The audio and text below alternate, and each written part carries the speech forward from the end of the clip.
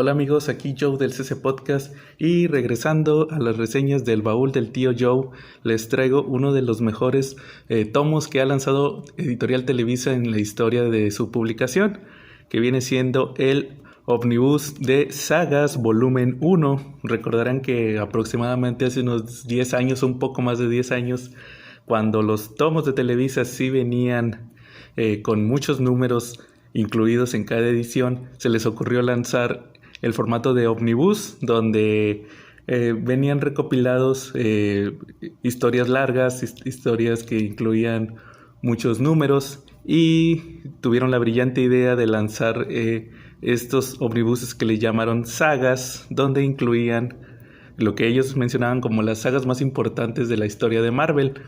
En este primer tomo incluyeron el Guantelete Infinito, la muerte de Gwen Stacy, la llegada de Galactus, el demonio en la botella y Días del futuro pasado. Entonces pues vamos a revisar el primer tomo.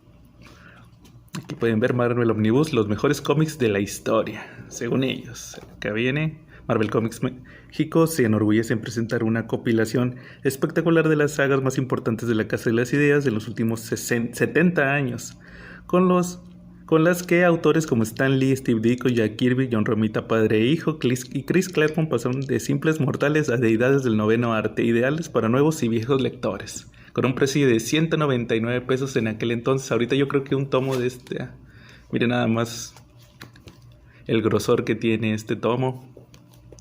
Ya ningún omnibus trae tantos números y pues no creo que bajaría de unos 450 pesos con el precios que manejan ahorita. Igual ahora todo lo manejan en hardcover. Y pues vamos a empezar.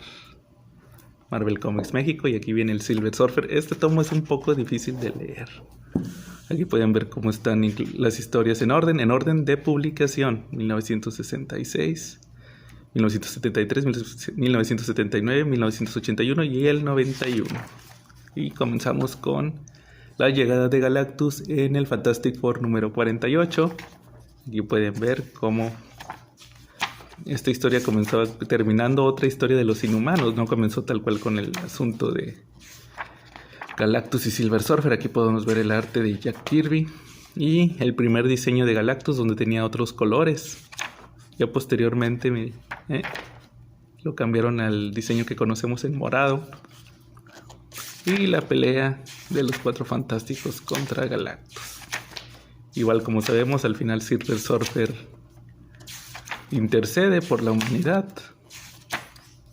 Aquí vemos al Silver Surfer. Y por otro lado, Richard se hace con el Ultimate Nullifier y Galactus decide retirarse.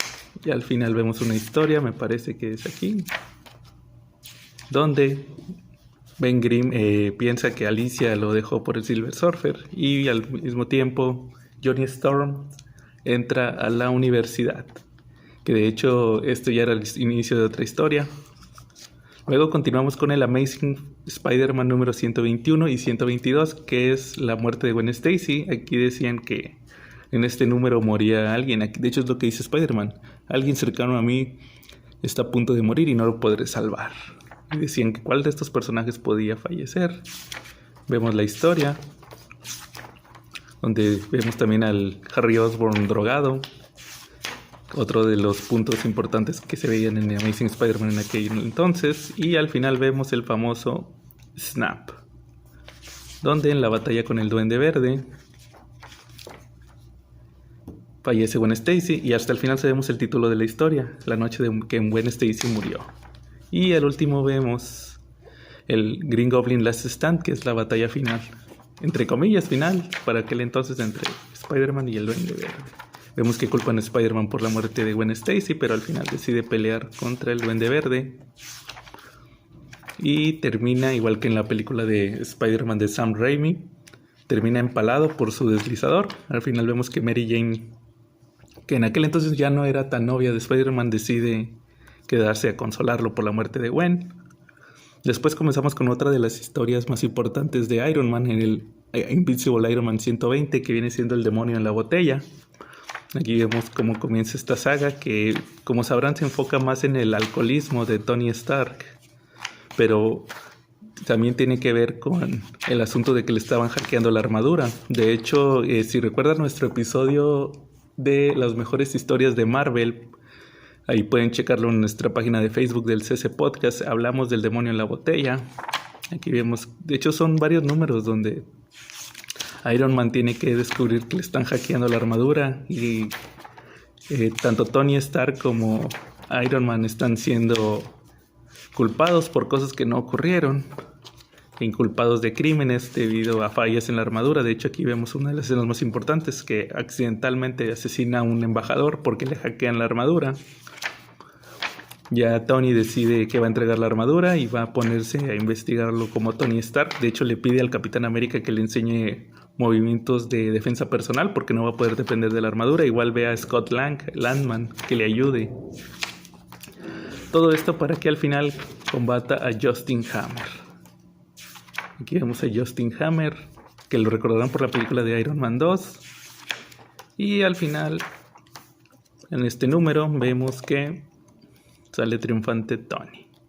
Pero después sigue el número más importante, el demonio en la botella, el Iron Man 128, que es cuando, después de todo esto ocurrido, la reputación de Iron Man quedó algo manchada. Entonces, pues, Tony se adentra más en el alcoholismo. De hecho, este es más como un mensaje, este número es un mensaje un poco más social, ya que vemos que gracias al amor de esta chica Bethany Cape, Tony decide regresar al rumbo de la sobriedad y duraría muchos números sobrios. De hecho, hasta recuerdo mucho el Avengers Disassemble, donde volvió, todos pensaban que había vuelto a beber, cuando en realidad fue por la Bruja Escarlata que lo regresó con su magia a una de sus peores épocas, que viene siendo esta, la del alcoholismo.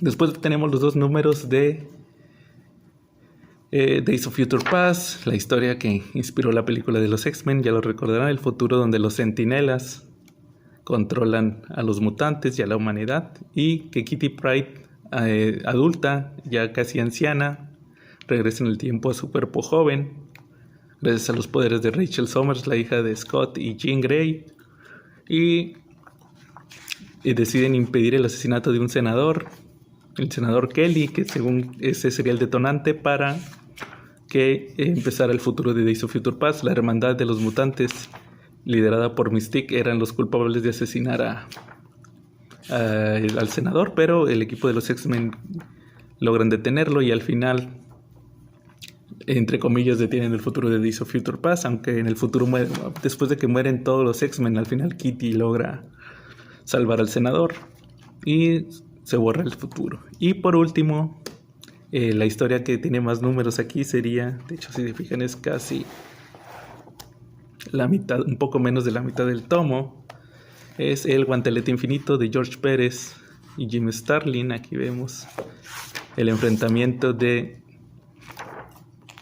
los héroes de Marvel contra Thanos, quien ya reunió el Guantelete del Infinito y decide destruir todo el universo, la mitad del universo. Entonces los héroes, ayudados por el Doctor Strange y Adam Warlock, deciden quitarle el guantelete a Thanos y regresar todo a la normalidad. Recordarán que este fue el argumento que vimos en Avengers Infinity War y Avengers Endgame. De hecho, vemos como seres como hasta Galactus se da cuenta. Aquí vemos al principio de la historia las consecuencias. Aquí es cuando los héroes empiezan a hacer equipo, se empiezan a reunir con el plan de Adam Warlock, que van a combatir a Thanos. De hecho, hasta las deidades cósmicas de Marvel tienen ahí un plan que veremos más adelante. Y pasando a la batalla final, vamos a ver, porque